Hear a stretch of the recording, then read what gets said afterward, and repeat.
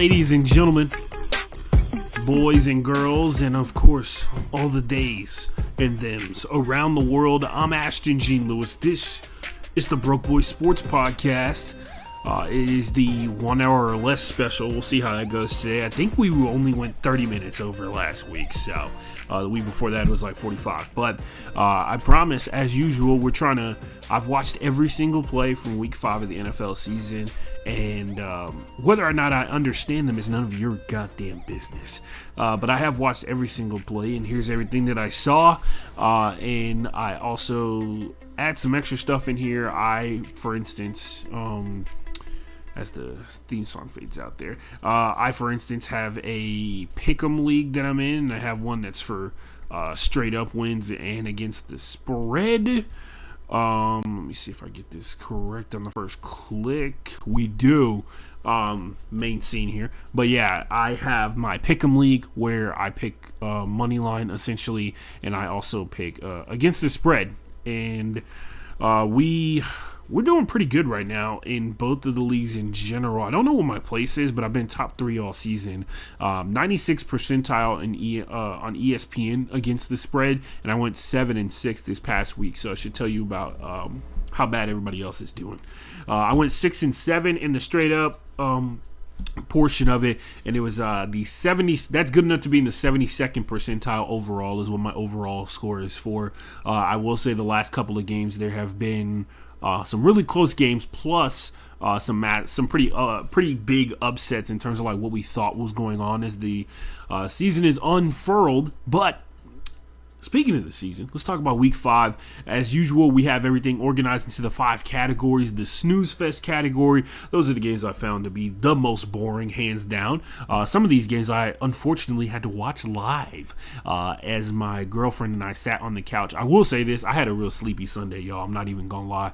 I slept through the Texans game, and we'll talk about why. I watched the first half. I woke up, and they were viciously assaulting the Ravens on national television, which is crazy. Felt great, though. Really delicious revenge for what happened on Christmas Day a year ago.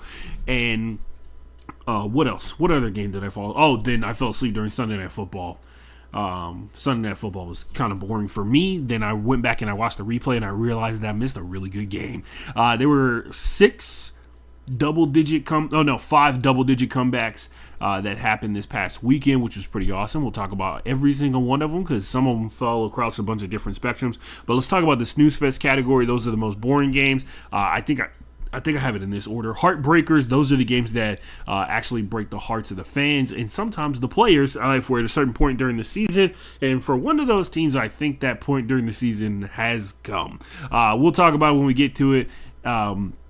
What is it? I have the oh my category where we talk about something interesting that happened in the game that is more than likely a little bit bigger than what the actual final result of it is. The result of the game gives the possibility, and how the team won gives the possibility that something else could be on the horizon for them. And then the final category, my favorite category, because it is the best games of the week every single week, it is this is what we're here for kind of games, right?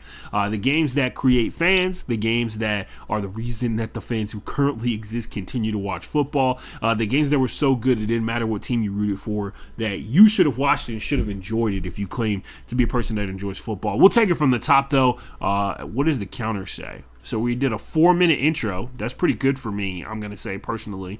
We did a 4-minute intro, and it's getting... Sorry, I actually just messed up the formatting on my screen there for a second. 4-minute intro. In 30 seconds, it will be 5 minutes on the clock, and I will start the timer there. Don't forget to follow... Don't forget to like, follow, and subscribe. Make sure you like and subscribe right now. There's been a pretty consistent group of people been watching the episodes, and I appreciate that. Don't know who you are. If you want to review yourself, hit me up on Twitter at FB_playbook, where I have a bunch of followers. Hit me up at the Ashton J, where I have almost 1,000 followers after being on Twitter for 13 years on that account. And then you can hit me up on Instagram at the Ashton Forever. Mostly it's just workout videos there. But anyway, let's get it popping. The snooze fest category, these were pretty simple. I think everybody at home would also agree that these were pretty boring all the way down the board. I'm gonna tell you this right now. Some of you at home are like, Ashton, the Vikings and the Brown games was 21-17. That's a pretty close score. I'm going to tell you this right now. Listen to me. Listen to me real good. If I got to get up at 8 o'clock in the morning to watch your little football game, and this goes for any sport, if I got to get up at 8 a.m. and you're not my adorable niece, and I got to go watch you play your little stupid sport, it's not going to be great. It's not going to be good, and I don't give a shit. So it automatically loses points. It was boring to me because I was half asleep and also maybe slightly hungover. Not hungover. Maybe still a little tipsy from the night before because I drink a lot of whiskey on Saturdays. But the Vikings played the Browns, and this one was what? Where was it? In London, finally. They played in London. I would love to see what the results, because apparently there was like some research that went into this game showing that there's a bunch of Vikings fans. I think that may be like there's a bunch of Slavic people who live in London and obviously a lot of Europe, right? And so the Minnesota Vikings really do embrace the concept of like Norse mythology and stuff like that. Like their mascot is like what is it, Leif Erikson, based off of him. Anyway, whatever, they embrace it, and so it makes sense that they have a lot of fans overseas. But 21-17, don't know if you want to make fans, you don't sing games like this. The Browns came into this game. They had made a choice during the week that they were going to actively not have Joe Flacco in charge of throwing the ball anymore, which was not a surprise if you'd watched the first 4 weeks of the season. There was a lot of moments where Joe Flacco looked really good.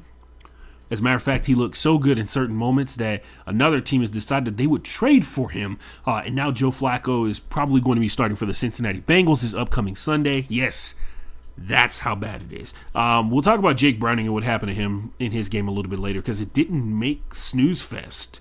Yes, it did. It's the next one. I don't know why I said that.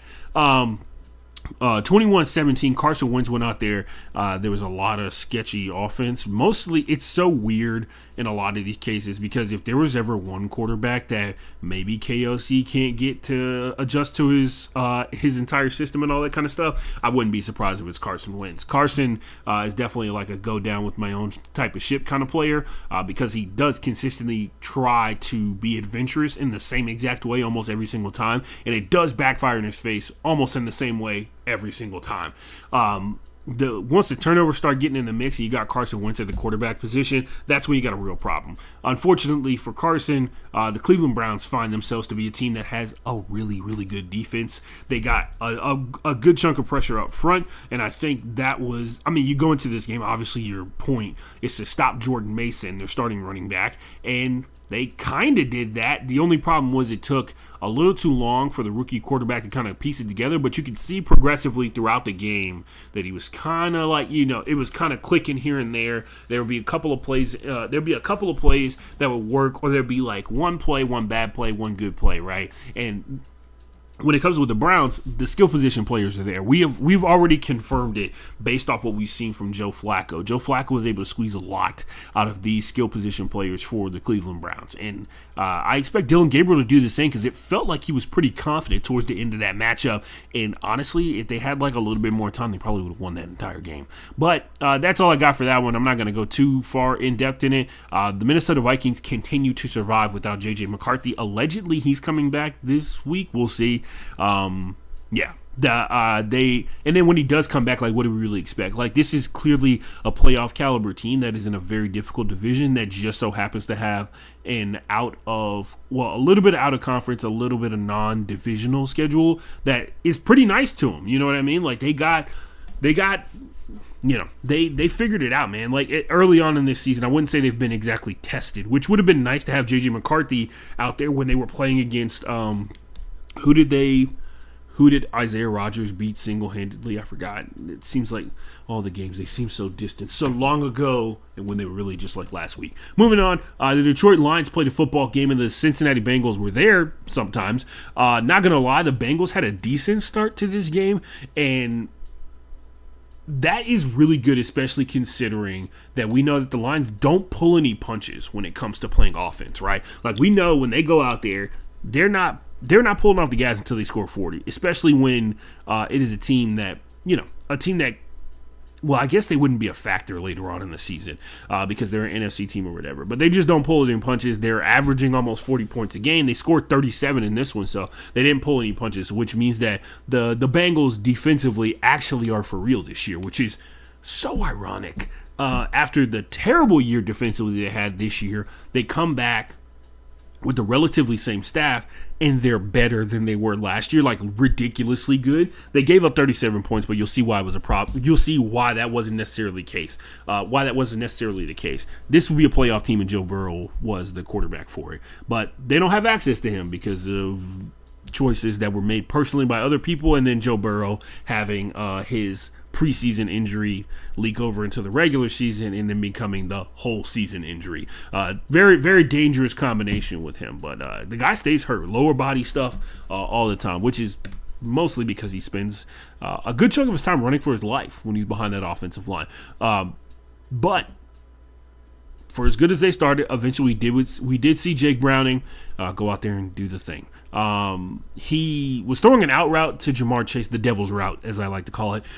He was throwing an out route. He threw it to the inside, and it went right to the defensive back's hands. It gave the Lions a short field. They'd already scored on their opening possession. They scored a couple plays later off that interception because it was at like the 15-yard line of the Cincinnati Bengals red zone.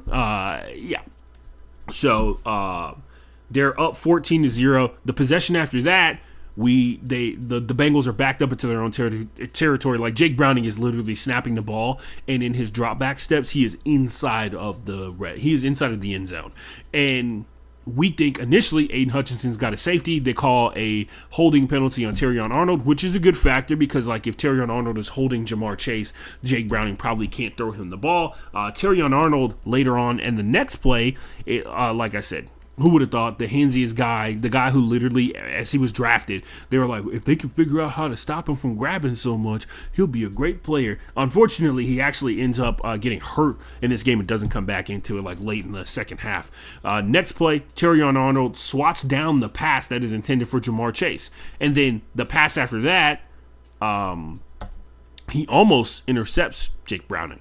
You can see how the problems are stacking. Like this, there's this consistent thing of like he keeps going at Terrion Arnold trying to get the ball to Jamar Chase, and Terrion Arnold is answering the call. And then for a third time, the first time he got sacked. I'm pretty sure if we gave him enough time, if Aiden Hutchinson hadn't sacked him, he was eventually going to try and force that ball to Jamar Chase. But nonetheless, we go back to what I was saying before. He tries to force the ball to Jamar Chase again. And it's not Terrion Arnold that picks it off this time. It's Kirby Joseph, the safety for the Lions that always intercepts the ball at like the worst possible time for the offense. Anyway, the Lions actually get stopped on the ensuing possession on that, but they are up 14-0, having forced 2 turnovers in the first half of this game. The final drive of the half is the Bengals' best drive. No, it was like their third best drive overall in this game. It was the best drive they had in the first half of this game, right? They drive 45 yards. They end up kicking a 50-yard field goal to get their first points on the board, and it is 21-0 at halftime, I believe. But don't worry, it's a little bit of a fleeting feeling, Flashes of genius, as some people will say. The third play in the first drive for the Bengals on this one is intercepted by Alex Anzalone because Jake Browning gets a case of linebacker blindness. If you're not familiar with that, it is a condition that has been popularized by one Jameis Winston. It is the ability for a quarterback to have immense power and skill, but for some reason not be able to see a linebacker standing directly in their throwing lane. I will say in Jake Browning's case, it's probably because he's afraid that somebody about to come around that corner and smack the shit out of him on one of these sacks. Jameis Winston's case, we all thought for a long time that it was the LASIK. And it was not the LASIK. It is just the reads. It was the reading ability of Jameis Winston. Anyway, moving on. Alex Anzalone gets an interception, and the Lions do the thing again. I will say this. They had 3 drives throughout the course of this entire game that started in Bengals territory. Like, they had a drive that started on the Bengals 17-yard line, and then they had another drive that started on the 42. So that's four drives, and you can look at what the score ended up being, 37 to 24 when it was all said and done. The second half eventually does get better for the Bengals, and they scored 2 unanswered touchdowns off of one insane pass from Jake Browning. So he had like 15 really bad throws throughout the course of this game, but then he had a couple that were good, and then he had one that was absolutely great. Not exactly that's not the spread that you want when you're talking about your starting quarterback, even if it's your backup. But nonetheless, Jamar Chase gets a touchdown. He's super pumped about it. And then later on, he gets another touchdown off of a bomb of a throw from Jake Browning. He was wide open. Somebody tried to undercut Jamar Chase, and then he just cut up the field, and Jake Browning waited until he saw what Jamar was going to do, and he threw the ball. But anyway, that happens. He throws another one to T. Higgins pretty late in the fourth quarter on this one, and it makes the score look not as bad. But I will point this out. Look, man. So there was a couple things that made me think the Lions were kind of trolling in this one. So David Montgomery's from the Cincinnati area. He played high school football in the Cincinnati area. He actually played quarterback, and the second touchdown of this game scored by the Lions was a running back pass play. So the ball got snapped to David Montgomery. He played quarterback and threw a touchdown pass, right? And they were just like, oh man, it must be so awesome to come back to your hometown where you used to play quarterback, and then they let you play quarterback. And I'm like, they are trolling, bro. They trolled him for a touchdown to be like, oh, isn't it funny? Like our running back came back. Our running back is throwing touchdowns again, like he did in high school over it. I thought it was interesting. It definitely came off like that a little bit more. But for the most part, man, the Lions kind of ran away with this one. And when I say ran away with it, I mean literally. David Montgomery was back at RB1 in terms of like carries in this one, which he should have been the entire time. But I'm sure they're trying to figure out a way to get both of them all the way to the postseason and not have to worry about somebody getting hurt in some weird way or whatever. But he plays RB1 in his hometown, which is really cool because Dave Campbell, once again, reminding you that he is a former player himself, and he probably wants for every player that he coaches the career that he could not have, despite the fact that he had a pretty good career. Demetrius Knight is one guy that I saw for the Bengals that performed really, really well. He's a rookie linebacker, number 44. There was actually a decent amount of pressure from multiple people. Like DJ Reader got a sack, I believe, in this one, and then Trey Hendrickson got one too. Which I'm gonna be honest with you, that Trey Hendrickson sack was kind of crazy because he cracks Jared Goff, and he does not see him. Like, it's a blindside sack, and he still somehow in his mind is just like, grab the ball as he goes down to the ground. Like, it's crazy. Like, Bomani Jones talks about all the time how ridiculous it is that NFL quarterbacks are able to hold on to the football at pretty much any given degree at any given point. And I agree with them sometimes. On some of these hits that they don't see coming and their natural inclination is squeeze the ball as hard as possible, it's pretty cool because it's like a level of athleticism that I don't think a lot of people give credit to. Moving on, another shitty game. Snooze Fest, last category. Don't you like it? This is the shortest Snooze Fest we've had all season because there's been some weeks where this list is a little too long. Anyway, 37-22 is the final score. The Cowboys beat the New York Jets. The New York football Jets, although it doesn't look like they play football very much anymore. The Dallas Cowboys had their best defensive performance of the entire season. If you're wondering why I say that, they have given up 40 points in every game that they've played so far this year, if I'm not mistaken. And then, obviously, they kept the Jets at 22 points. But on top of that, they got 5 sacks in this one, and they generated, I think, 2 turnovers when it was all said and done. The pressure from the Cowboys felt like it was consistent throughout all 4 quarters, which is extremely difficult in the modern NFL to get that done. James Houston finally got on the board in terms of like getting a sack. He's the guy who was supposed to be the other bookend part for the Detroit Lions with Aiden Hutchinson, but he turned out to be like a spot pass rusher kind of deal. He's a guy like he couldn't play like the entire game at like a super high level, but he did get a good play in this one. Got a couple of good plays in this one overall. One of them was a sack. I think he actually got 2 sacks. He got one in the first half and one in the second. In this game, Justin Fields was throwing checkdowns, and I couldn't tell, and I'll say this much. I think for the most part, a lot of it has to do with some of the pass protection stuff that's going on. Maybe Justin Fields doesn't have as much faith in his offensive line as he should. I will say this, they don't do a good job of reinforcing him to have faith in them at some points. They do have a really good right tackle, Mimbu. I've been watching him a lot more, and he actually had they were on Monday Night Football. He got his helmet taken off like 3 times over the course of that entire game, which is a lot if you're a football player. But Justin Fields throws 12 passes throughout the course of this game that go for 10 yards or more. 6 of those were in the fourth quarter when the game was like really out of hand. So essentially he played 3 quarters and only threw 6 passes that eventually got to 10 yards. And most of those passes were checkdowns that got ran by running backs to 10 yards to get a first down to keep the drives alive and stuff like that. I will also say this. There was a bunch of 9-yard receptions in this that were also running backs on checkdowns. So you're starting to see the theme here. Like maybe they became just a little too predictable and the Cowboys were able, despite, the shortcomings of the Cowboys as a whole, they are getting healthier each week. Because, Deron Bland is coming back from his injury, Diggs is coming back from his and everything like that. So their secondary may or may not be improving. But overall, this game in particular, credit to the D-line for getting the pass rush going against one of the worst offensive lines in the NFL this season, which should not surprise you based off of like how Justin Fields is able to move the ball around and all that kind of stuff like that. But for the most part, this was the Dallas Cowboys running away with this game for its entirety, right? They even scored in the fourth quarter after it looked like the Jets were kind of like picking it up a little bit, and I think that's important to note. And I have a teammate, his name's Aaron. I know he doesn't listen to this podcast, but I have a teammate named Aaron, and he was super pumped about the tie versus the Packers. And I told him it's going to be so awesome for you this season watching the Cowboys score 40 and then give up 45 points, right? And he was like, yeah, it's going to be awesome. And I'm like, hey, at least he's realistic about it, I feel like the whole like delusional Cowboys fan is just like the older Cowboys fans.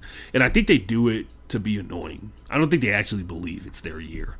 If you do believe it's genuinely your year, you know what, man? I got to respect it. Because technically, as a fan of a team, I'm supposed to believe every year is my year. Like he's like, coming to this season, we're going to lose. What kind of shitty mentality is that when you can just say anything is possible at the beginning of the season and then, reality happens. But that doesn't mean that you can't believe that you can win. Moving on, let's go to the Heartbreakers categories. We got a couple in here. The Washington Commanders played the LA Chargers, and I'll say this one as I scroll back to my notes on this. I wrote some pretty long notes for some of these games, and then some of these games I literally copied and pasted the score because I remembered what I watched, unfortunately, very vividly. But yeah, we'll take it from the top here. The Commanders' defense finally fucking showed up, guys.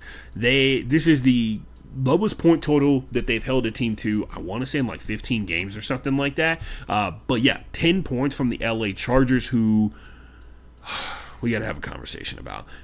Tell me if you heard this before. A team got 5 sacks against the opposing quarterback. The Commanders, like I just said before, they did get 5 sacks on Justin Herbert, which is obviously going to affect your ability to throw the ball down the field. That does make sense with the Chargers since they are typically, and I tried to find the IR counter, which if you are an NFL fan is very important. If you don't know, if you're just tuning in because you see a guy talking about the NFL on the internet or whatever, I would like to point out that the Chargers are consistently at the top of the list when it comes to players on IR. And a lot of people blame it on their medical staff and all this kind of stuff like that.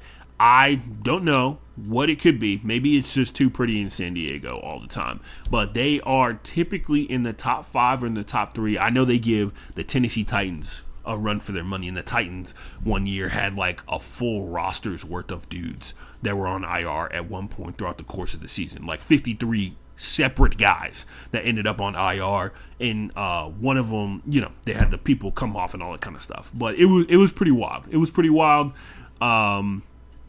But yeah, this game is the epitome of that. They don't have Joe Alt in this one. They don't have Rashawn Slater, and now the pressure is starting to get to people, which subsequently means when there's no protection for the quarterback, this puts stress on the other players who aren't as good as those guys because Rashawn Slater's an All-Pro, and Joe Alt looked like he was on the path to being an All-Pro before he got hurt, and maybe he still will be by the time the season all shakes out or whatever. But typically when there's pass protection problems, the ball is going to get put into dangerous positions for the wide receivers. There's a lot of times where there's a lot of late throws to running backs, and that's how they get hurt.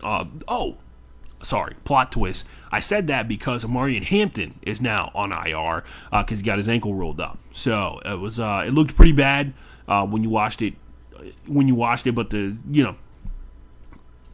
hope springs eternal. But for the most part, the Chargers offense, and I say this with the utmost disrespect, they looked exactly like they did when they played against the Giants last week, which was ass. They spent a lot of time checking the ball down to Amarian Hampton until he got hurt. They spent very little time actually pushing the ball down the field, and when they did, it was like to Quentin Johnston. They had very few plays that went further than 10 yards, either off air yards or distance and everything like that. They struggled to find any semblance of a run game, which was always the tough part. But last week when they were playing against the Giants, they turned the ball over, couldn't push the ball deep down the field, and a lot of that had to do with the offensive line situations. But yeah, they look like a carbon copy of how they looked playing against the New York Giants. This score is just significantly worse because the Commanders are way better than the Giants. Despite what you may believe, if you just watch Thursday Night Football and you just watch them mollywop the fuck out of the Eagles, the fact of the matter is the Commanders are significantly better than the New York Giants. So, and they'll get a chance to prove that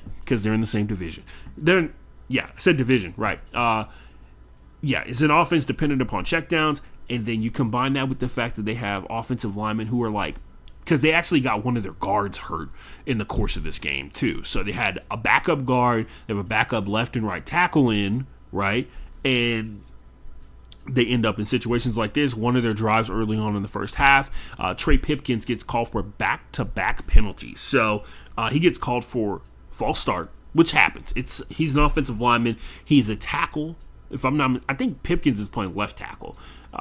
Or is it Zion that's playing left tackle and Pipkins is playing right? Anyway, Pipkins is playing one of the tackle spots. He's trying to get the earliest get off that he possibly can. The Commanders do have Dorrance Armstrong, who gets a little busy. Gets a little busy in this game on Justin Herbert. So he's trying to get a good jump on him to make sure he doesn't sack his quarterback and all this kind of stuff like that. And then we get illegal shift on a tackle, which is crazy because that just means that he wasn't lined up on the line of scrimmage because he was too far off the center, which is yet another attempt to, you guessed it, get a good get off against a really good defensive end. So Dorrance Armstrong, you can essentially credit him for those on that one as well. Anyway, this results in the Chargers being in a 2nd and 33 inside of their own red zone.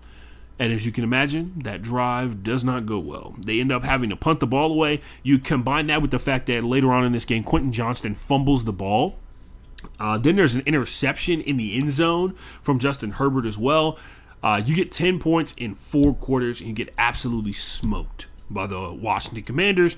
There was a couple of times where the defense really stood up. This game should have been a lot worse if it wasn't for the efforts of the defense because they got a turnover themselves. But they also did a good job of pressuring Jaden Daniels, and really what did him in. And I hate to point out one person because it doesn't. I hate to point out one person because that's not how football works, right? Like there's 22 people on the field. Some have bigger influences on whether yards are gained than others. But to sit here and you look at the linebacker spot for the Chargers, and one guy who was really struggling, he had a tough day, was Josh Dye, who is number 50 for the Chargers out there. He had a couple of good tackles, but I think even admittedly on his part, he was misaligned a couple of times. He got caught off some weird motion that the Commanders were running, which probably could go back to somebody not passing off correctly in their zone. They had a run play where they motioned everybody over to the right-hand side except the tight end, and then they ran on the open side of the field. So they ran to the field side of the field, and Jakarski Merritt, a.k.a. Bill, just literally strolled into the end zone. So it was pretty... It was brutal, man. It was tough.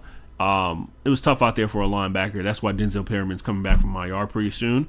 So Josh won't have to be put in those type of situations. But overall, I think Josh and the rest of the Chargers defense actually held up really, really well. It was just that the Chargers offense was doing everything in their power to give the Commanders the ability to score the ball. They turned the ball, like I said, they turned the ball over twice, right? So they took away 2 of their possessions. Plus, they weren't really moving the ball up and down the field, so it was like a lot of short possessions, which means the defense got tired faster, which probably affected their ability to rush the passer later on in this game. Jaden Daniels had a couple of moments where he had to run out of the pocket, but for the most part, he was thoroughly and well protected in this matchup, and the yards show it. The Deebo Samuel's yards show it out there. But yeah, that's how this one shook out. Another heartbreak. This was a heartbreaker because it looks like the injury stuff is going to fuck the Chargers again this season. This is like the 4th or 5th year in a row. Remember, the injury curse is how we got Justin Herbert to begin with. Guys, don't forget that. I'm sure that'll be a tale-to-tale. Tyrod Taylor needs a 30 for 30 just on like his entire career because it's been pretty insane. Like, remember that one time Tyrod Taylor was the reason the Bills made it to the playoffs, and then they were like, you suck, and then they put Nathan Peterman in, and he threw 4 interceptions in one half of football. And then he threw 6 in total in the same game, and they still tried to play him the following week. Whatever. Moving on. Other stuff. I'm trying to avoid talking about this game because, one, it requires me to speak ill of Geno Smith, who I'm really excited for the continuation of his comeback because I do feel like a lot of this is the Raiders situation not being great. Because I think if Sam Darnold was in that situation, he would he'd probably be getting similar results. There's a lot of issues in terms of what the offensive line's got going on. The run game is pretty inconsistent, and with that means the passing game has to make up for the gaps that the run game gets them into. And they don't have the wide receiver core to kind of like really hammer that out. But we'll talk about this game anyway. The Colts played the Raiders. They lost. The Raiders did 40-6. The Raiders in this game by scoring 2 field goals. By the way, in that Chargers game, I forgot to mention this. The Chargers scored all 10 of their points in the first half. So that was a massive bummer for all their fans to have to sit there and watch them get blanked in the second half. Trust me, I've had to do it with the Texans multiple times this season, and I hope to not do it again. We'll see if happy days have come to pass. The Raiders in this game by scoring 2 field goals. You would have never guessed that after the first drive. The first drive goes 16. Sorry. In total in this game, the 6 points that the Raiders scored were 2 field goals. The first drive of this game looked like they were kind of cooking, bro. 16 plays, 9 minutes and 50 seconds for a field goal, which is tough to have to settle for a field goal after all that effort and all that work, but nonetheless, stringing together 16 possible plays to get in the field goal range is a pretty good start, right? Then an avalanche of Colts points began, mainly because the Raiders have simply forgotten how to defend the run. So Jonathan Taylor kind of did whatever he wanted to throughout the course of this one. The Raiders had multiple blitz calls where they sent extra defenders, and they didn't even get past like the initial, like they didn't get into the backfield to actually attempt to pressure Daniel Jones. So Daniel Jones just sat back and played against a defense that had one less defender and was able to find somebody to get open. I don't know if you guys have heard this or not. Tyler Warren is having the best rookie tight end season ever. He has one touchdown, and his only touchdown so far this season came in this game. I'm assuming he's going to get a lot more. The other thing is he only has 1 touchdown, but one thing that's really weird about Tyler is if you go check right now the wide receiver reception yards leaderboard, there's like 10 number 1 wide receivers for multiple teams, right? Top 10, you expect that. And then like around, I want to say like 14, there's just Tyler Warren. Rookie tight end for the Indianapolis Colts, it's like he's in a room with a bunch of other ex-wide receivers, like number 1 wide receivers for these offenses.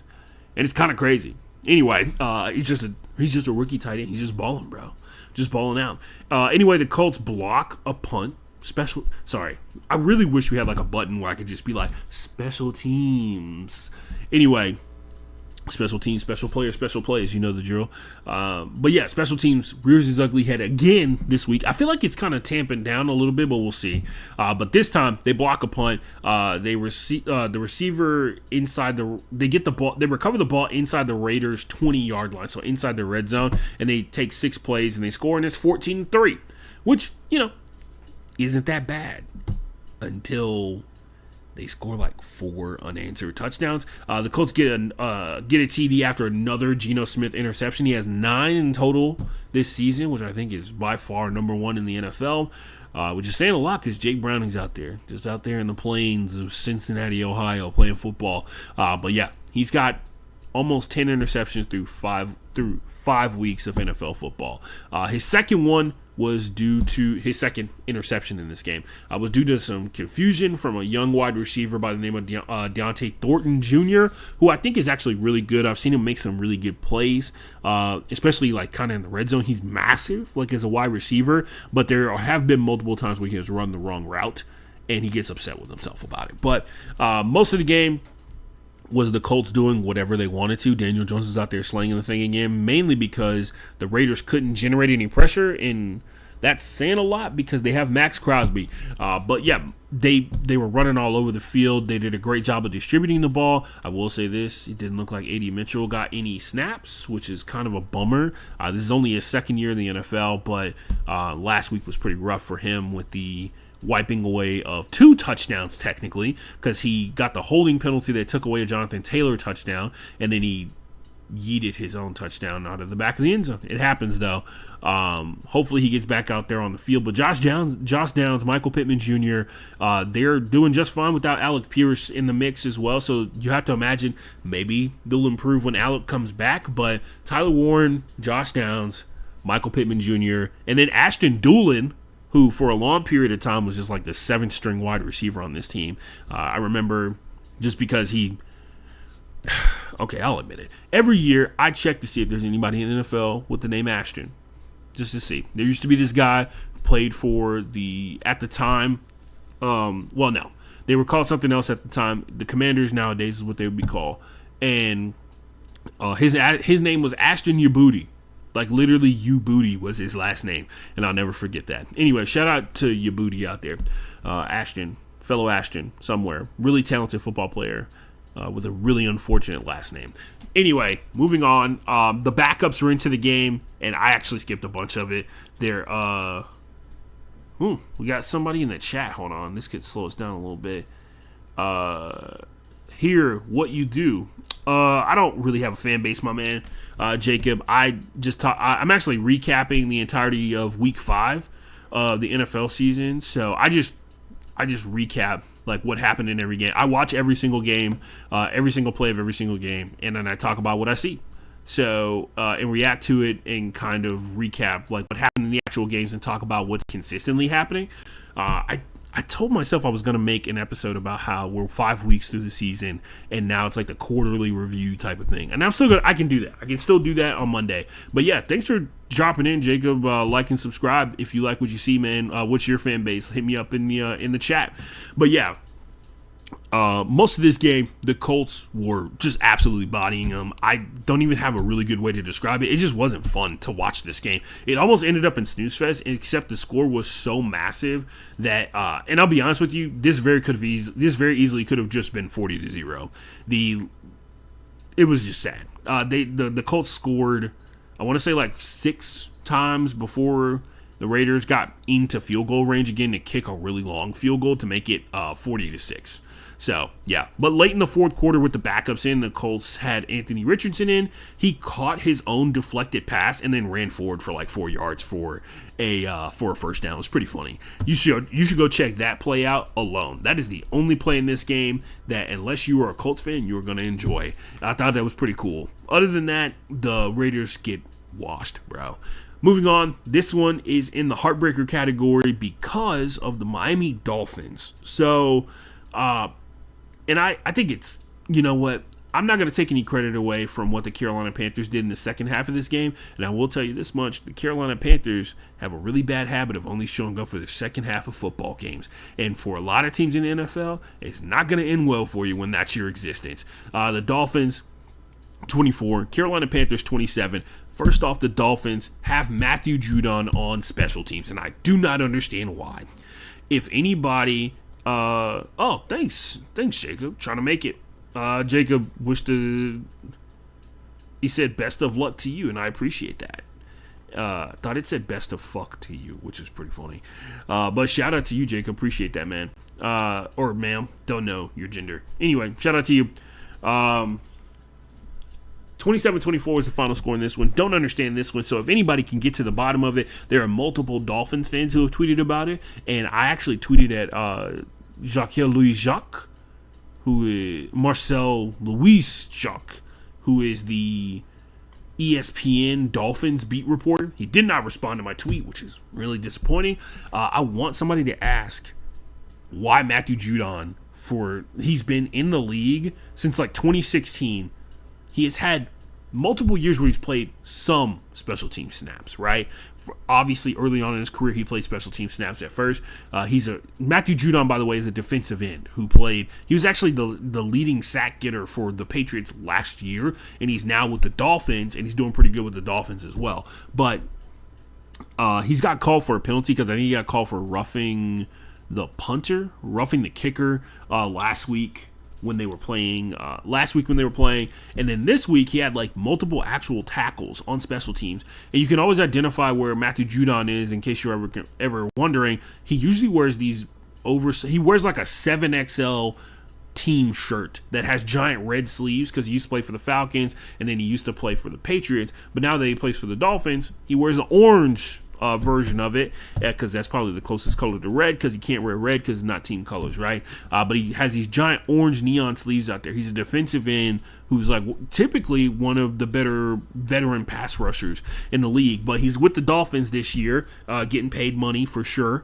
and he's on special teams, and it doesn't make any sense because he's played more special teams reps this year than he has for the last 3 seasons combined. Anyway, if anybody knows the answer to that, let me know. I need to fucking know.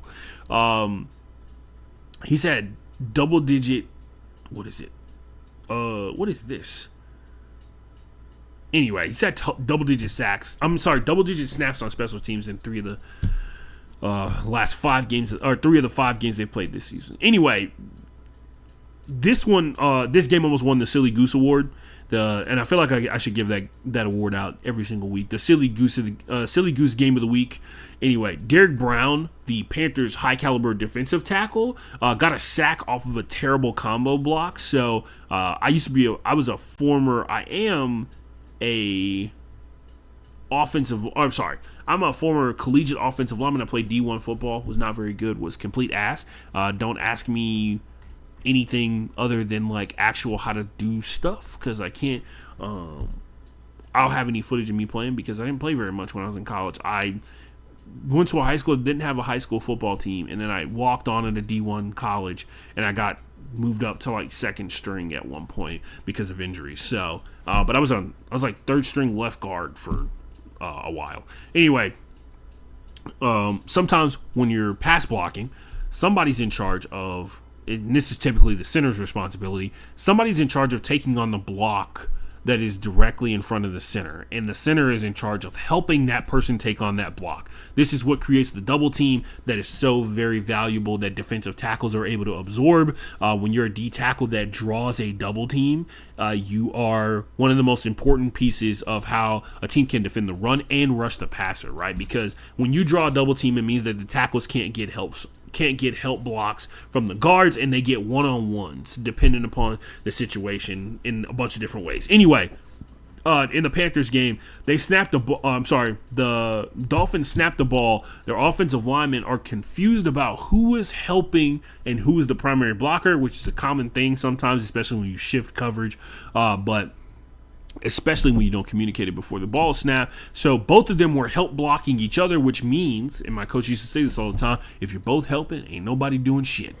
So yeah, if they were both helping and nobody was doing shit, and Derek Brown is able to just run and casually just stroll all the way to Tagovailoa and take him down, after lining up directly to the inside shoulder of the left guard, he gets pretty much untouched to the quarterback. So that's always fun for everybody. And yeah, that's pretty much it. Confusion on furrows on that one. The Dolphins. Wait, hold on. Just making sure I get I gotta. That was part of why this is the silly goose game of the week. Yeah, the Panthers don't want to be outdone, and sadly this breaks the first drive scoring streak that they had going on. Lil Bryce sees Bradley Chubb unblocked as he's running down the left-hand side of the field, and he just shits the ball out for a fumble. Like he's running, he's not even trying to run away from Bradley Chubb. He's trying to rotate to the outside, and in the process, he just like, oh, the ball's out of my hands, it's on the ground, and Bradley Chubb recovers it. So I don't know how you declared that a forced fumble or not, but it was a fumble that was forced by Bryce Young. The Dolphins' next drive has like a real heartwarming moment. If you guys don't know, Darren Waller, who by the way, so back, he's so back. 2 touchdowns in this game. He had a touchdown the week before. He is looking like the guy who was on track to become one of the best tight ends in the history of the NFL before he decided to retire. He catches and he converts a 4th down, and he runs out of bounds on the Panthers sideline. And a seemingly random Panthers player like daps him up. Like full on daps him up, and it turns out, and I knew who it was instantaneously because I remembered that he's back on the Panthers. It was Hunter Renfrow, who, if you guys don't know, Hunter Renfrow and Darren Waller used to be on the LA Raiders. I'm sorry, not the LA Raiders, the LV Raiders together as bros. They were a big part of the success that the Raiders had early on when they moved to Vegas, and they were a big part. They both kind of got hurt nearly at the same time, pretty consistently because of how much work they had to do to make the offense work. And they were, a big part of the best offense that the Las Vegas Raiders have seen since they moved to Las Vegas. And they were just, they saw each other and they're like, "What's up, bro? What's up, bro?" I thought it was cool because it's just like one of those moments was like, that was pretty cool, bro. Love to see your bro shining, you know what I mean? The Dolphins' second drive ends with a catch from Devon Achane that most wide receivers will be absolutely jealous about. You should go check it out. Go look at the clip. He does a complete 360 catch, and he toe taps out of bounds. Devon Achane, my guy. When I say my guy, I mean he still follows me on Twitter from when we used to follow each other when he was in high school. Other than that, massive support. Love to see him balling out of fucking control, man. Just in case you were ever wondering, this is exactly what it looked like when he was in high school. So it's actually kind of crazy that he's doing it at the NFL level, but that's how good he is, man. There's some dude who made like a TikTok about playing Devon when he was in like middle school and how terrifying it was. So go check that out. It's pretty funny. The next Panthers possession ends in an interception.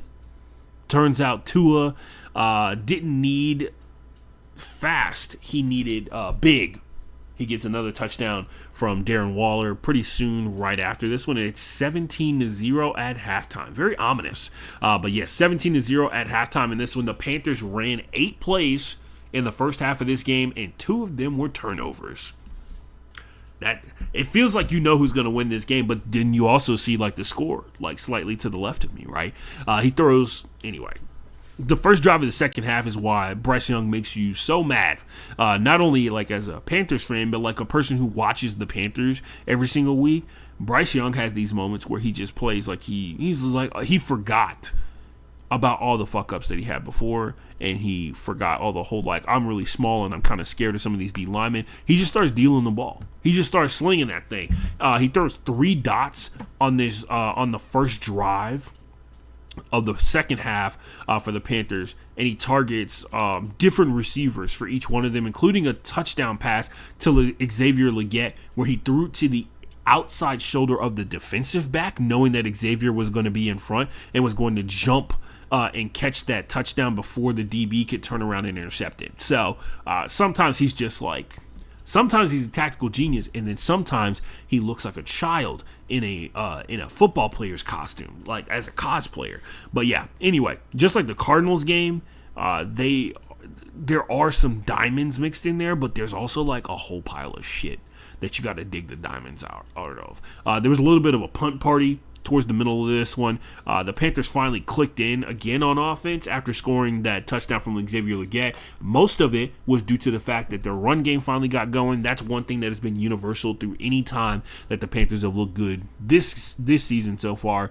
When the run game is going, whether it's Chuba Hubbard, whether it's whoever it has to be, they're cooking. When their run game is going, they are almost unstoppable, and they showed a little bit of it here. Rico Dowdle has multiple huge runs in this one, and the Panthers scored their second touchdown. He ends the game with 206 rushing yards overall, so it's no surprise they ended up winning this one. When they run the ball, they win. That's just how it is. This is where I remind everyone the Dolphins are terrible at defending the run. I probably should have said that sooner, but it's been that way since week one, and with 6:10 to go in the fourth quarter. If you're wondering why I haven't talked about the Dolphins offense, it's because they do not score. They do not score until a certain point in this game. But from the start of the second half until about 6:10 to go in the fourth quarter, they have not scored a single point. So it's that thing again. Remember, guys, remember that thing where remember that thing where the Dolphins start really well, play almost disappear in the middle portion of the game, and then the end of the game they start clicking back in again. That's what they did again for the fifth week in a row. But yeah, this is crazy. The Dolphins have 5 consecutive punts after the Darren Waller touchdown that happened in the first half of this game. But yeah, three out of those drives were 3 and outs. And then the other 3 were also pretty short. One was 4 plays, and the other one was 5. So, yeah, the Panthers were locked in, and the Dolphins were, taking their lunch break. Checkdowns for Devon Achane, they kind of clamped down on those, and it forced Tua to throw the ball further and further down the field, which is decisively more difficult for him because it typically is. Plus, their pass rush was actually working because they were buying them more time by cutting off the checkdowns, and he actually does have a 3-play touchdown drive on the last play. The last part of that touchdown drive is a 46-yard pass to Jalen Waddle, right? So it's he finally does respond to them forcing him to throw the ball down the field. It results in a touchdown, but it's after 6 possessions, dude. It's 6 possessions of not being able to get anything. The Panthers do respond, which is really rare that the Panthers were able to actively respond to somebody scoring against them. They have another 80-plus yard drive because they have 2 in this game. They have 2 drives where they went over 80 yards to score in this one. It was 83 and an 85-yard drive, and they win this game on the final drive of it because of a massive run from Trevor Etienne and then a 5-yard catch from Mitchell Evans, who has a game-winning touchdown for his 5th catch ever in the NFL. That's pretty nice. That's pretty nice. 5th catch ever. The Panthers basically flipped the script, just like the Panthers and the Dolphins did exactly what they have done all season. It collided, and the Panthers won. The first half of the game, the Panthers' offense is terrible, and their defense is playing pretty good, right? Their Panthers' offense is terrible. They're non-existent. They act like they've never thrown a football before. Some of the run game is usually working, but you can't run the ball 20-something plays in a row all the way into the end zone, right? And then the second half, all of a sudden, everything makes perfect sense for Bryce Young, and the run game is working. The passing is working. They can do whatever. They can do no wrong. And then the Dolphins started off hot, got out to a 17-0 lead. They took off the third quarter and most of the fourth quarter. They scored one time in the fourth, and then off of a crazy explosive play. And then after that, nothing. They in that gap of time, they do not play 4 quarters. They have not played a full, complete 4-quarter game this entire season, and that's why their record is what their record is. So, but yeah, it's. I'm gonna be honest. Tua had some misses, which were magnified by the fact that the short yardage gains were getting taken away by the Carolina Panthers, and it kind of spiraled. It spirals from there. This is definitely a game that you felt like Monday morning Mike Daniels would be fired, and that didn't happen. So they blew this lead. They were up 17-0, and they lost 27-24. The Dolphins have been on a roller coaster. None of their play is consistent except their inability to defend the run. That's it. But that's it. Moving on to the oh my category over here. The Houston Texans played the Baltimore Ravens. I don't want to take too much time on this because the reason it is in the oh my category is because this is yet another example of the Ravens legitimately unraveling at the seams, which is something once again, Ravens are my Super Bowl pick. They're my team that I think is going to win it all. It would be insane if they come back and win it all. This is the fourth game this season that the Ravens have surrendered 40 plus points in a game. Because I think they've only not surrendered 40 points one time. Other than that, this is a season low in points scored for them as well. The worst running from the team that we've seen so far, and a lot of it has to do with the fact that everybody knows exactly what's going to happen because Cooper Rush is, for whatever you have to say, pretty limited. The Texans, the last two games, their combined scores have been 70-10 because they won 26-0 last week in one of the more dominating wins that we've seen so far this season, especially considering what the Titans did the following week. But yeah, this game was not fun to watch, even though it was my team playing. I'm a Texans and Seahawks fan, so the Seahawks decisively played the best game of the entire weekend for me personally, and they lost that game. But yeah, the Texans 44-10. The Ravens couldn't pass the ball. Cooper Rush couldn't find any consistency. Also, Derrick Henry still. Look, this is the thing, man.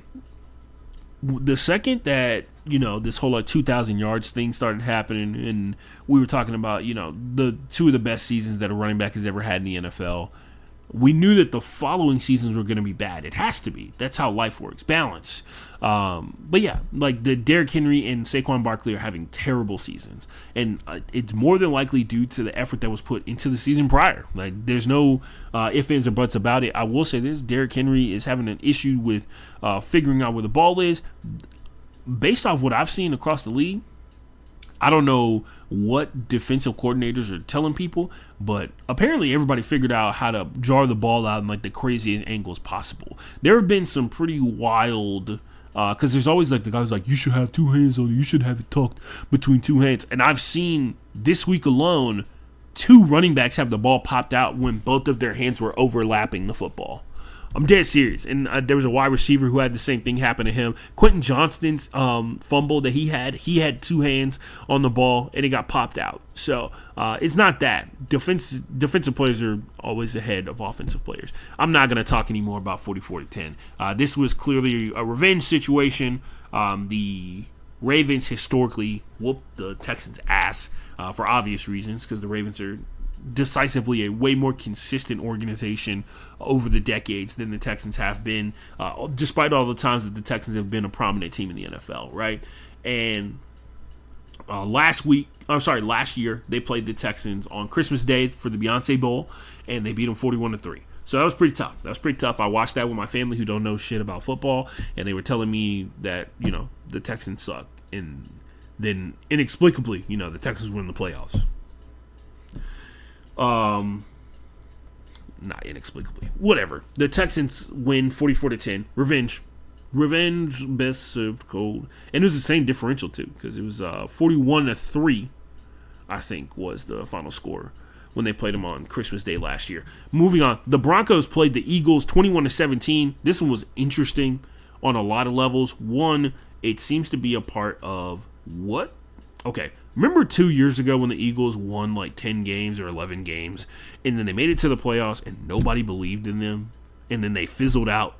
Because I think they played the Tampa Bay Buccaneers, which is a respectable team to lose to. But there was chemistry and strife within the team. It seems like we are lining up for another one of those, where the Eagles are going to win a lot of games inexplicably, and then at the heart of hearts, we all know they can't hang for whatever reason it may be. I'm going to come up with a better way to explain this as time goes on.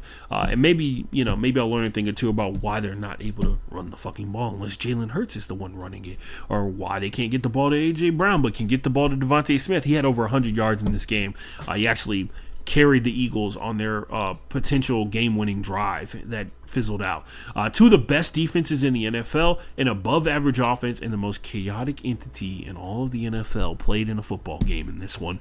The chaotic entity obviously being the Eagles' offense. That somehow they can't run the ball, they don't pass the ball to their number one wide receiver, yet somehow, some way, almost every week, they are throwing up at least 3 or 4 touchdowns. Don't understand it, even though I watch every game. Don't understand how they do it. Football is amazing sometimes, Their defense is playing out of their fucking minds, though. Their defense is playing as if they're playing like they played in the Super Bowl in Week 5 of this season, which probably, doesn't bode well in the long run, but we'll see. And that's saying a lot because they did lose a lot of vets last season coming into this year and some free agents. So Saquon has literally rushed for fewer yards every single week this season. He rushed for 30 yards in this game. He had a 17-yard run. So he had, 13 yards on the other carries, because I think he had like 7 carries in total and one of those for 17 yards. So he's getting hit before the line of scrimmage more than ever.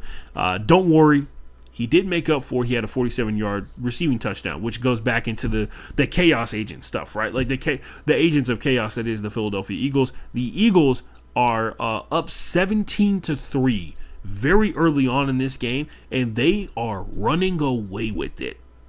They are early in the third quarter, up 17-3. The Broncos can't string together 5 good plays. The Broncos beat the Eagles with the most dangerous weapon of all, consistency.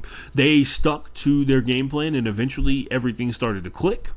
And then the Eagles, being as inconsistent as they are, had multiple opportunities to run this game out, but due to the fact that they cannot run the football right now, it resulted in them giving the ball back to the Broncos with just a little bit of time taken off the clock. And so eventually, Nick Bonito, Zach Allen, Jonathan Cooper, and Jonathan Franklin Myers, you got to give credit up to those guys because they did the most damage in terms of disrupting the passing game for the Eagles. They're the defensive line for the Broncos. They did the most damage in terms of disrupting the passing game for the Eagles by far in this one. And yeah, it was also the Eagles lost Landon Dickerson like pretty early on in this game, which is always a terrible sign because look, man, whatever you have to say about him, him and Jurgensen, when they play, they win the fucking games, but they're always hurt. Very similar to Lane Johnson, who is also currently hurt as well, which probably explains why the D-line for the Broncos looks so good out there as well. They're already really good, but they looked even better than usual. The passing game was miserable for the Broncos in terms of getting the ball beyond 10 yards. They couldn't find the space to connect due to some really good zone coverage from the Eagles up front, which I'm never going to take away. Like, a lot of their draft picks are panning out, like Quinyon Mitchell panning out. Obviously, like Reed Blankenship and, a series of other people as well. The Broncos got into a fourth down. They got into the fourth quarter down 17-3, and they had their first red zone snap in the fourth quarter of this game. They did not get to the red zone to run a play until the fourth quarter of this game. They scored a touchdown. It was 17-10. RJ Harvey with Levante David. I don't get why they just don't want. Why did I say Levante David? That's a D lineman for the Bucs. It was R.J. Harvey or J.K. Dobbins. I can't remember who it was. Don't really get what I get why they're trying to get R.J. Harvey going, but at the same time I don't, because I'm a big J.K. Dobbins guy. Ultimate comeback dude. Man, it sure would be nice at this point, watching the Broncos kind of click together and put together an offensive drive that makes you think that they could potentially do it again and then tie the game up at 17-all. Man, it sure would be super awesome to be able to run the ball. Too bad that's not the Eagles, ladies and gentlemen. The Broncos' second half pressure had a massive impact on changing this game. They did have pretty consistent pressure in the first half and the second half, and I think that's what was the big difference maker in terms of stifling the Eagles' offense. That typically in the fourth quarter they've got 3 touchdowns on the board. Instead, they had 17, and then they did not score. In case you didn't notice, the Eagles did not score at all in the second half of this game. Very similar to Week 3. Very similar to Week 3 when they played the Rams. But yeah, that's pretty much what happened. The Broncos kept getting time back because the Eagles couldn't run. And, with that being said, they kicked a couple of field goals. They were able to score a touchdown. They were able to score another touchdown and win this game in pretty embarrassing fashion. The Eagles were like right there the whole time. All they needed was like 3 points, and they couldn't even get in the field goal range. AJ Brown started posting like stuff on the Twitters. If you haven't heard, AJ Brown's upset about not getting the ball. Who could have? I didn't need him to post some really ambiguous Bible verse on the internet for me to know that AJ Brown's upset about not getting the ball. I'm upset about AJ Brown not getting the ball, and I don't even have him in fantasy. I just know that you get him the ball, bad things happen for the other team. We saw that in the Rams game. But the Saints played the Giants. This one was a oh my category because the Giants played like dog shit in this one, which is understandable. Rookie quarterback. The other team, the New Orleans Saints, did their thing in terms of this is the best they've looked all season, which shouldn't surprise too many people because, like the Giants are kind of easy pickings right now. Thursday Night Football happened and the Eagles struggled with them, which, once again, says a lot about the Eagles. The Giants don't score in the second half of this game. As a matter of fact, they turned the ball over, I believe, 5 times in a row. Spencer Rattler gets his first NFL win as a quarterback. The Giants pass rush in the first half, specifically Brian Burns, was pretty much on fire in this one, and that's what made this game relatively close in the first half. Jackson Dart has another good start to the game. Him and opening drive touchdowns are a real thing.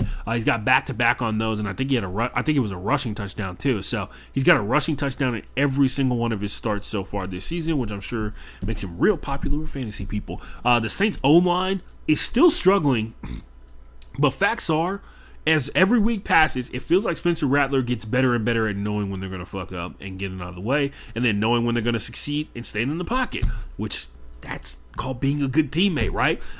So the second half started, and the Giants got space jammed out of their football abilities. I think that's my theory. That's what I'm going to go with. 100% of their second half possessions were turnovers, and in case you didn't know, you can't win doing that in the NFL, and it's time for a water break. Hold on a second.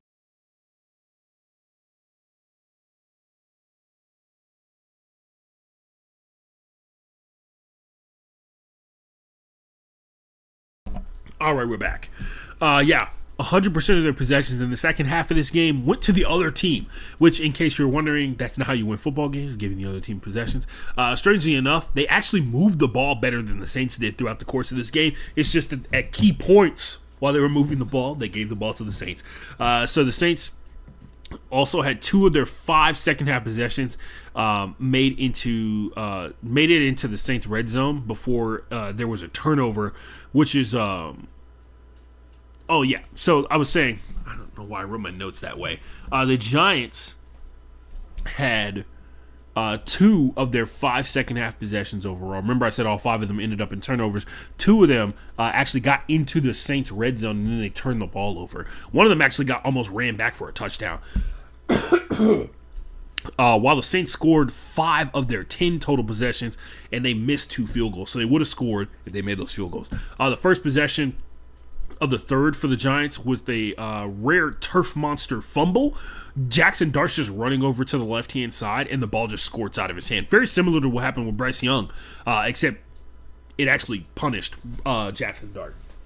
So the second possession of the game ends with of the second half for the Giants ends with Cam Scatterboo fumbling. Somebody forced the ball out, fumbling. Then he gets scooped up and picked up by our player of the week. If you don't know, it started off like organically, but I'll explain it here. There's like one player every single week that I click on. There's a player that makes a play every single week. Don't know who they are, don't know where they come from, and so I look into who they are a little bit, and usually all of them have some kind of crazy backstory. So in this case, Jordan Howden, who's a backup safety. This is the second week in a row it's been a backup safety for the Saints. But Jordan Howden is a backup safety for the Saints, filling in for I can't remember who it was off the top of my head. Anyway, this guy has a crazy geographic backstory overall. He was born in San Diego. He went to high school in Las Vegas. He went to Desert Pines, not to Bishop Gorman, as a matter of fact. It took me a while to figure out what the deal was. But he also went to school with Darnell Washington, the tight end for the Steelers. And they actually won a state championship, I believe, his sophomore year. And then he went to Minnesota for college. Strange. His dad played for Grambling, and his cousin actually made it to the NFL too. He made it to the NFL from San Diego University, not San Diego State, which is significantly more popular. San Diego University has like a crazy architectural design and background from it. You should check it out. Ironically, when you look at his scouting report, remember he got like the scoop and score off Cam Scatterwood. When you look at his scouting report, a lot of Lance Zierlein's commentary is about how good he is at covering the run, which I thought to be pretty funny because he was right. Anyway, back to the game. Jackson Dart threw back-to-back picks, and they were both like defensive backs making really good plays, and the Saints ran away with this one. They actually didn't even need Alvin Kamara to be really good in this one. They just ran away with this game, and like I said, I guess everybody gets to fuck up to a certain degree. You know what I mean? Because he looked lights out tonight on Thursday Night Football. But in this game in particular, he got all the bad plays out. That's probably what it was. You got to get those bad plays out of the arm. You know what I mean?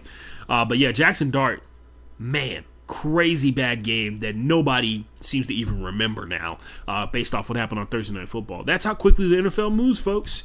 Moving on.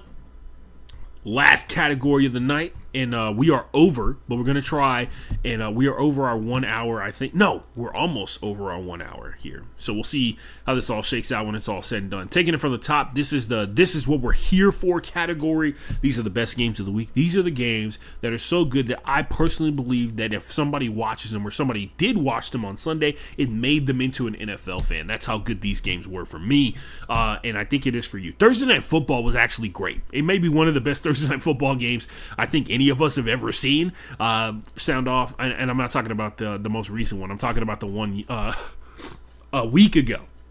So the 49ers 26, the Los Angeles Rams 23. Mac Jones' emergence was not something that I had on my bingo card, and I don't think many other people did. But in this game, due to injuries, is kind of crazy. There is Mac Jones and a bunch of the second-string skill position players and Christian McCaffrey. That's it.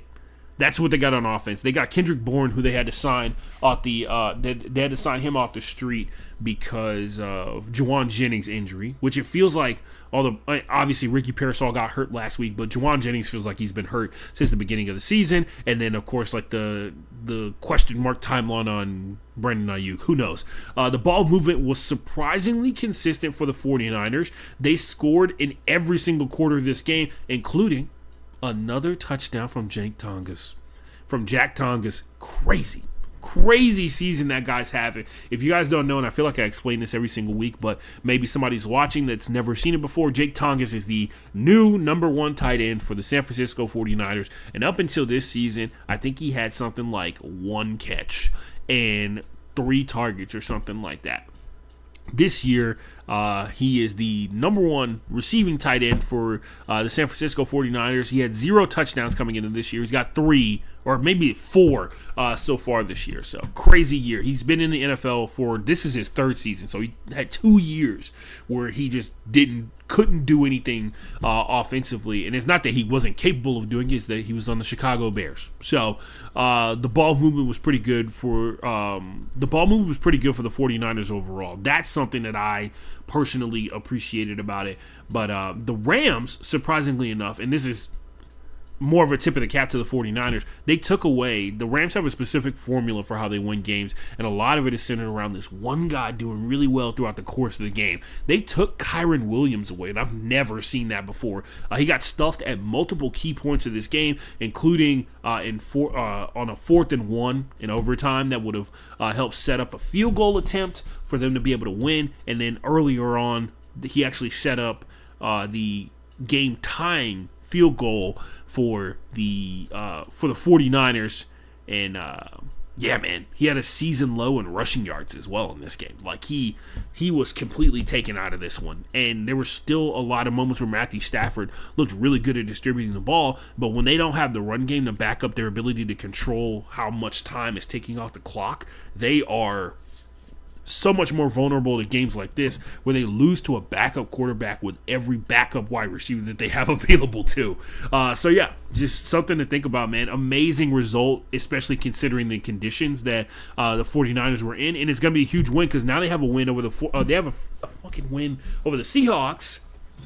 And they have a win over the Rams that both are in very similar fashion. I think they've beaten the Rams and the Seahawks by a combined 6 points. The Tennessee Titans played the Arizona Cardinals. This was heartbreaking for the Cardinals, mainly because they did what they always do in this one. The fifth play of this game is a 44-yard crazy, insane moss from Marvin Harrison Jr. over two defensive backs from the Tennessee Titans. And it really felt like when you watched Kyler throw it, he threw it up knowing that he was under pressure, rolling out to his right-hand side. He threw it up with faith that Marvin Harrison Jr. was going to bring it down, and he did. The Titans get Tajay Spears back in this game, so they combine him with Tony Pollard for one of the more potent run games that we've seen, because Tajay Spears and Tony Pollard both rushed for 1,000 yards last year, if I'm not mistaken, off the top of my head. But yeah, it was their offense starts to work, and it kind of shows. Like, they get Tajay Spears back, and they're 1-0 with him in the lineup. Joey Sly breaks a 4 missed field goal streak that he had in this one. Don't worry, he misses more field goals that make this game a little bit more complex than it actually needed to be. Early on in this game, it looks like what you would expect what you expected this game to look like. The Titans offense is really struggling. They can barely get the ball up and down the field. The Cardinals defense is looking strong. The offense for the Cardinals is really turning up, even though it's like not necessarily the most conventional manner. They still are moving the ball around. They're working on the run game with Emery DeMarcado. They're working on it with Michael Carter in this one, but we'll talk about what happens.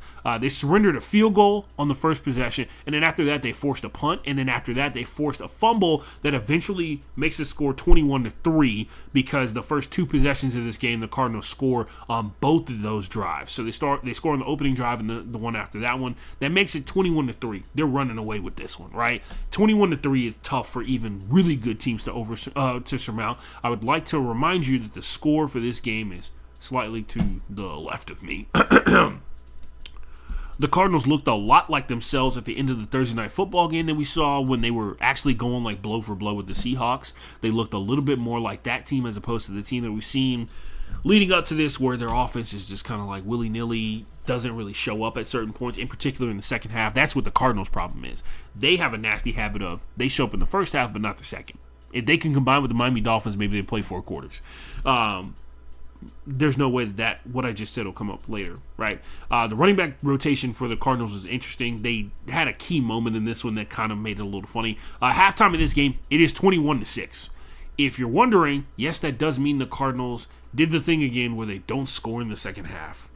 Yes.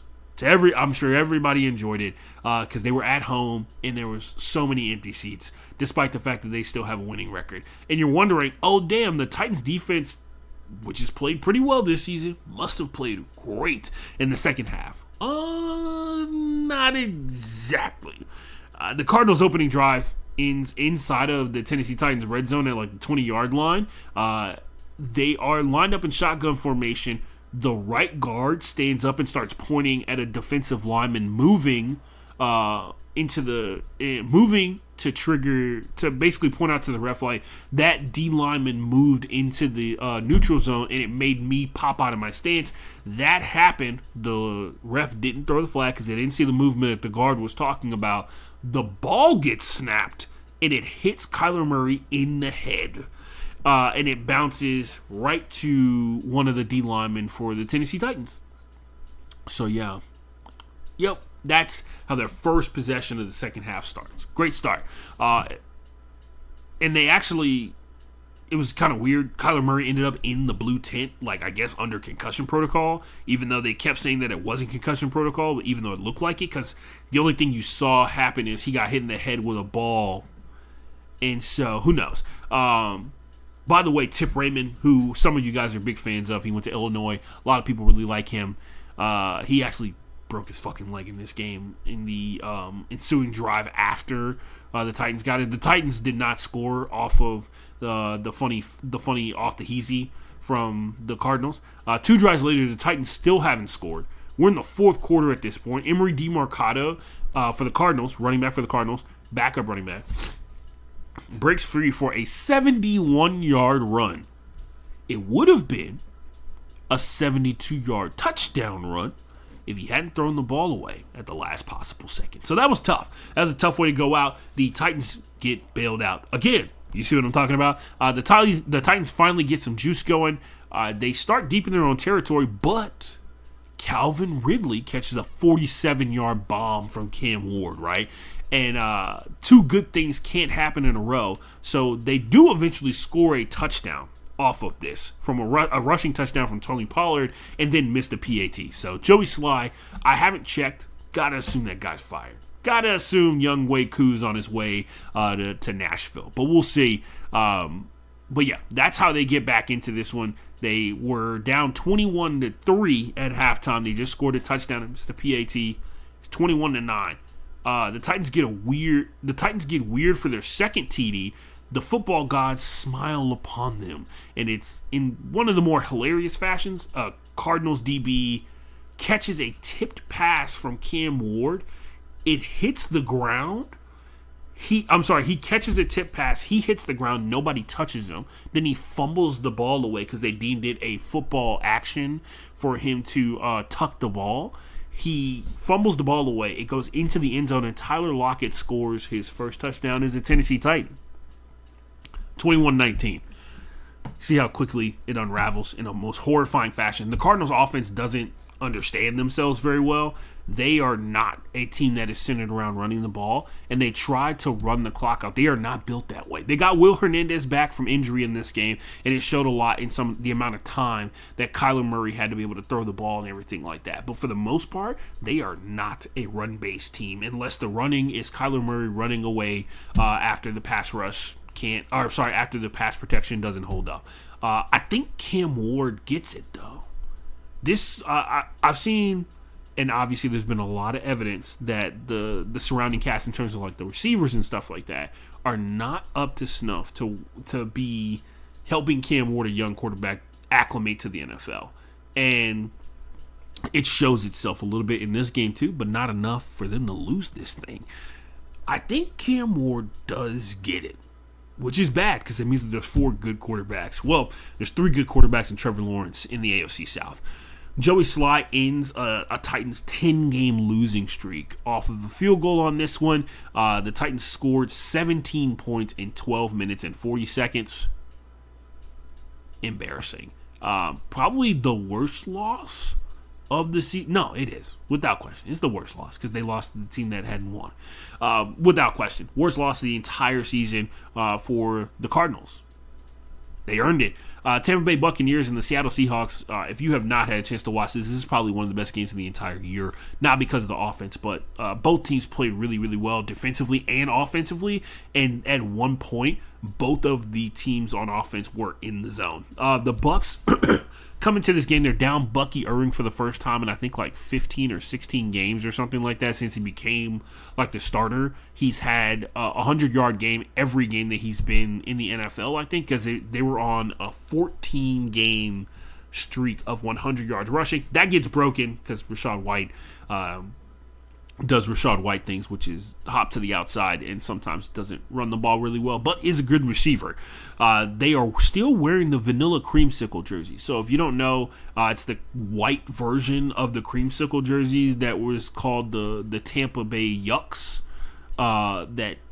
That's what Warren Sapp used to call them, the Yucks, because they would lose a lot of games, but also the jerseys looked really bad to them then. They look really cool to us now.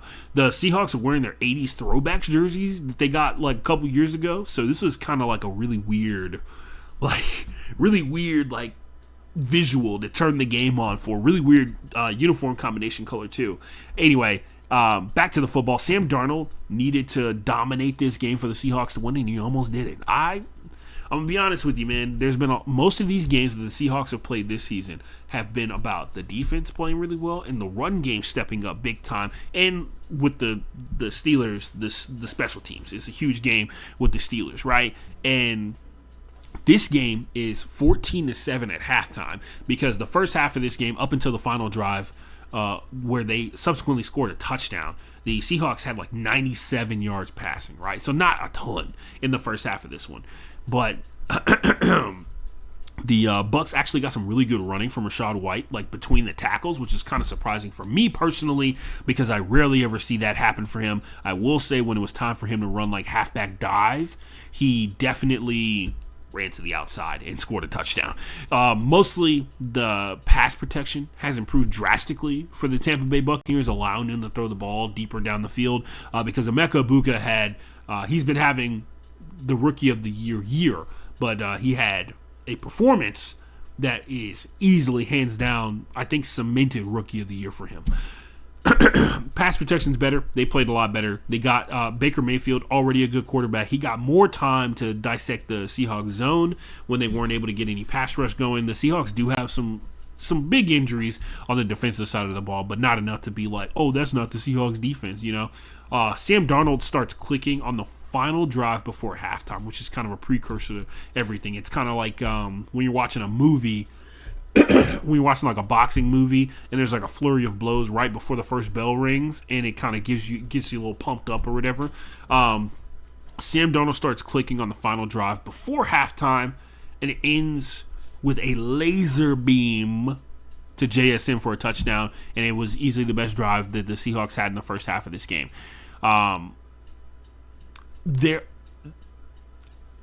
say this, and this kind of deviates a little bit. There was a crazy catch that happens on the first drive in the second half of the Seahawks on this one because they got the ball right back right after halftime, so they got to double dip if they could figure out how to score.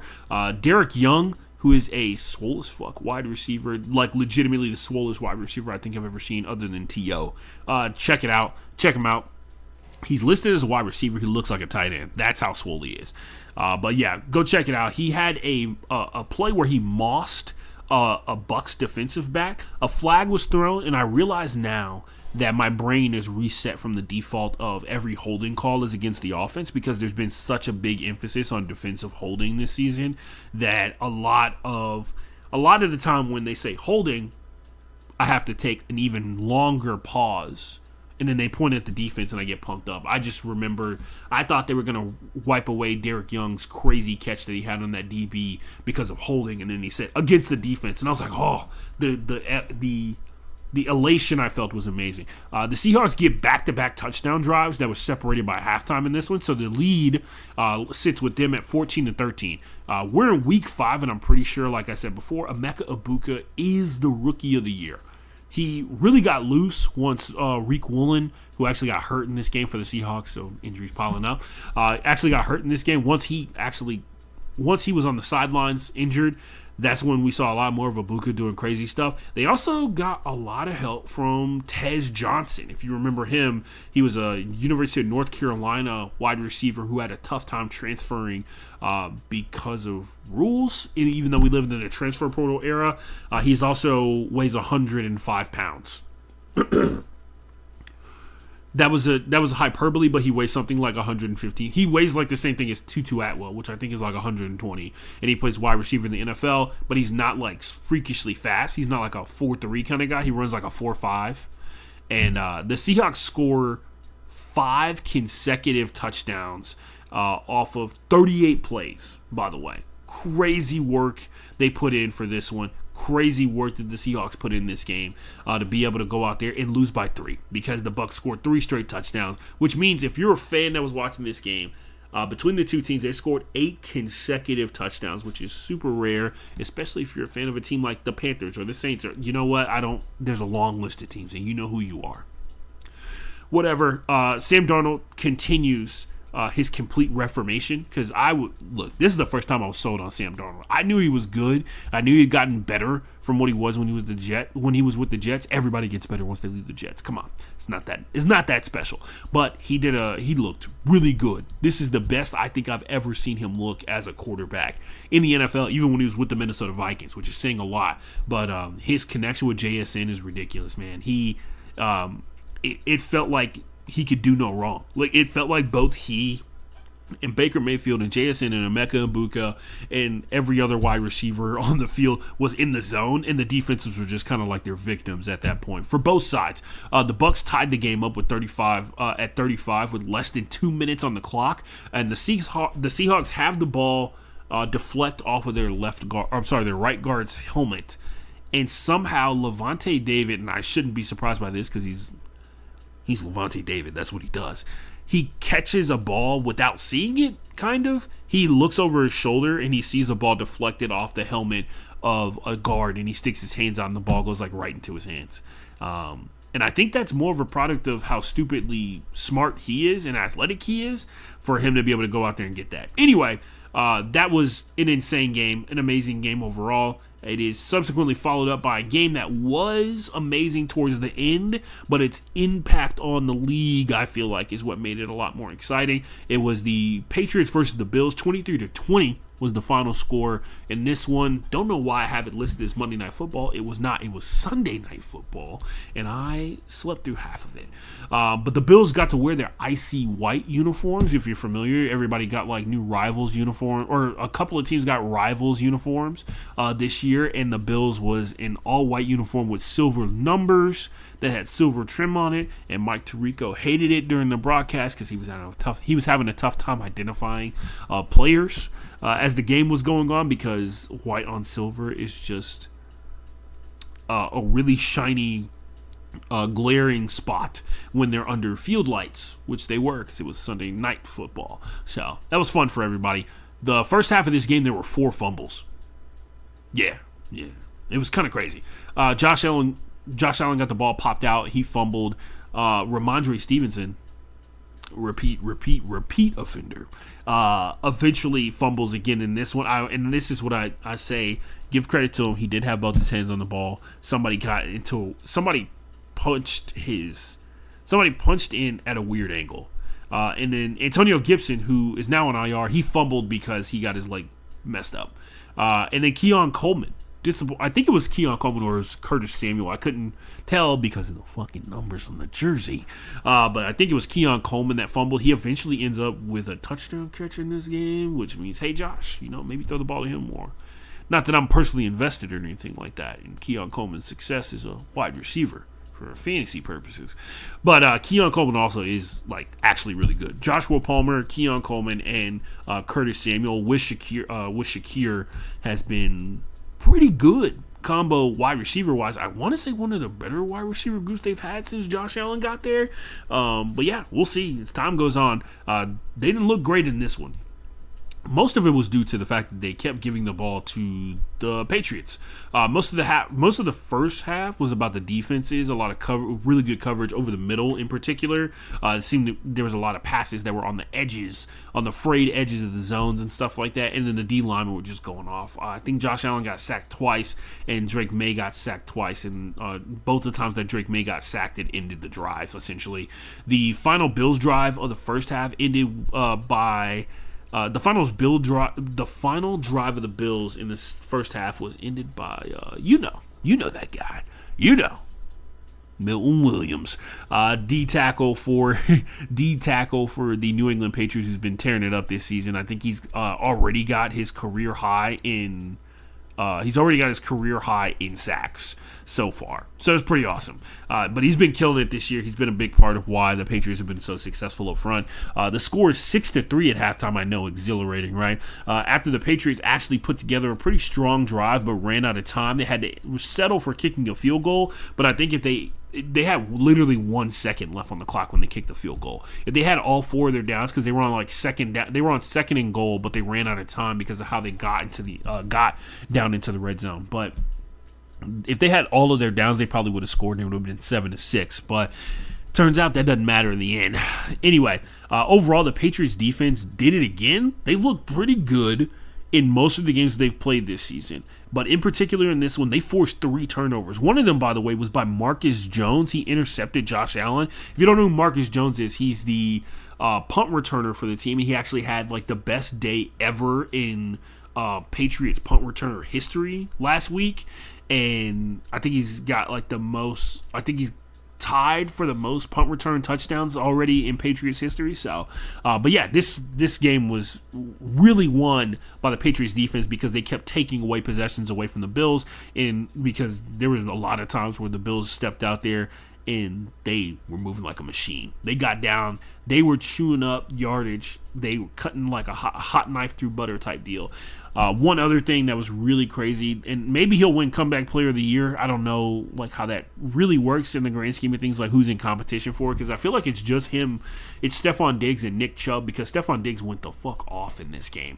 Again, he had his first 100-yard game as a Patriot last week, and now he had an even better game this week, and I don't think he got a touchdown. He set up 2 Ramondre Stevenson touchdowns, though, because Ramondre Stevenson will not go away because Antonio Gibson is hurt, and TreVeyon Henderson has not proven himself to be the type of running back that they want to depend upon, so they only have Ramondre Stevenson that they can count on. Isn't that funny? Because he actually does play really well. He just fumbles the ball. But, yeah, like he scored 2 touchdowns and 1 fumble in this game. He scored a touchdown in the game last week when he fumbled, and then he scored I think he scored 2 touchdowns in the game. He fumbled twice. So, yeah, he's just one of those guys, man, which is bad. It's terrible. Like, the skill can't outweigh the turnovers. The Patriots have shown that they had what it takes all season. Their biggest hurdle has been the turnovers, and tonight it didn't screw them like it has in pretty much every game that they've played throughout the remainder of the season. The Bills drifted away. I felt like as I watched this game, they drifted away from like what really got them undefeated, because this is their first loss of the season. It felt like they were not focused on the run as much as I've seen them focus on the run in the past, and that's a massive issue for them overall, because when they drift away from James Cook, they lose their control of the clock, they lose the versatility in their offense, and they have to depend upon 5 outs, empties, and stuff like that, because they don't have like truly crazy dynamic playmaking wide receiver type production that you would see like out of a guy like Stephon Diggs, right? Like they don't have a guy they're throwing a slant to and he's taking it to the house. They have dudes who can make plays down the field, but not individual contained playmakers like the Deebo Samuels of the world, the Justin Jeffersons of the world, like that. And their offense has to respond accordingly. But that being said, I move on to the final game that I thought was pretty fucking awesome. The Kansas City Chiefs 28, the Jacksonville Jaguars 31. This game could not have been more different than I thought. I knew at some point there was going to be a turnover forced by the Jacksonville Jaguars. Did I think there was going to be 3? No, I did not. They didn't get the 3 turnovers, but our guy Devin Lloyd got his 99-yard pick six. Yet another game where the offense for the Jaguars had to get help from somebody else. I will also point this out. This is probably one of the better games. This is the second best game of the entire weekend behind Tampa Bay versus Seattle for me. It was a ton of fun. It was we got to see the Chiefs actually go out there and play offense like they typically do. They got to go move the ball. They did a really good job of moving the ball against a defense that I think is good. I personally think the Jaguars defense is really good. There was a lot of moments where, a lot of key moments that typically in years past we've seen the Chiefs come up on the positive end of, that the Jaguars were really clutching, that earned them the ability to go down on the game-winning drive, to have Trevor Lawrence fall down in the pocket. By the way, want to give credit, this game would have been over if it wasn't for the great pass blocking from the Jaguars, right? Like he sat down he was on the turf for like 3 seconds on the final drive of this game. He falls down in the pocket, because I think he was trying to hand the ball off to Travis Etienne. And by the way, the Chiefs did a great job of shutting down Travis, forcing Trevor to beat them. And then to Trevor's credit, he stood up and he did it against one of the best defenses in the NFL. The problem is that he probably won't do it next week. He can do it this week. He can't do it in the week after that. But in the week after that, it happens like once every 4 games instead of consistently throughout the course of the game. But he had some moments. He had some key moments where he threw the ball really well. We saw Brian Thomas Jr. go out there and do his thing. That was impressive overall, but most importantly, my guy Parker Washington. My guy Parker, keep watching him, man. I'm super excited. He gets more and more carries and he gets more and more touches every single week because he is making plays. He's finally in a place in an offense that allows him to go out there and make plays, and I love that for him. But going back to the final drive of this game, the Jacksonville Jaguars are on the 2-yard line. They're trying to punch it in. They have one of the better running backs in the NFL, and Trevor Lawrence trips because his guard is getting bull rushed, and he sticks his leg out further than he was expecting as he's under center. He falls down. They pass block long enough for him to realize that he has fallen down but not been touched down by a defensive lineman. He hops up, runs to the left-hand side. They kind of lose contain for a second, and then he jumps into the end zone. And Trevor Lawrence has one of the most gangster finishes to an NFL game you'll probably ever see. Especially considering who he went up against overall. I will say this. A lot of people have been levying a lot of criticism towards Chris Jones, including his own coaches. Chris Jones thought Trevor Lawrence was down, and I totally understand why, because when he fell down, I thought it was because somebody reached across as he was dropping back for his steps, and they tagged him, and then he got tripped up by his lineman, because usually what happens is the lineman bull rushes the guard, and the lineman actually gets into the backfield, but somehow the lineman bull rushed the guard but didn't get in the backfield to actually touch Trevor Lawrence. And so Chris Jones was like, that guy's down. Like, he's just running because they haven't blown the whistle, and he runs into the end zone, they lose the game. I'll be honest with you, if you think that Chris Jones, who was lined up on the opposite side of that formation when that run play was going on, was going to make a difference on that play, you don't understand the speed at which NFL games are being played. The other thing to go along with it is the other 40 games leading up to this one where the defense has been absolutely shut down waiting for the offense to try and figure it out and get points on the board. I think they can have a bad game. You know, I'm gonna give them a pass. They can have a bad game. That's all I got. It was a really fun week of NFL football this week. Hopefully all of you got to enjoy it and enjoy with the people that you care about and all that kind of stuff like that. Make sure you drink your water. Make sure you drink water. I got to do some of that. You heard me coughing throughout the course of this game. Meet me back here next Thursday or Friday or whatever day you're watching this. I try and drop it on Thursday while Thursday Night Football is going on so that I can enjoy the rest of my weekend. But I didn't get to do that. It's like 5:30 in the morning here on a Friday, so that's tough. I've been up all day. I'm gonna go to sleep and sleep good. That's what I'm gonna do. I appreciate everybody who listens to even a second of this podcast and helps me get closer to my ultimate goal of becoming the greatest sportscaster of all time, and in the process signing $1 million podcasting contract, and then never doing this podcast again. That is this whole podcast is a Ponzi scheme. Don't tell anybody. All right. One more thing. Go home, Roger.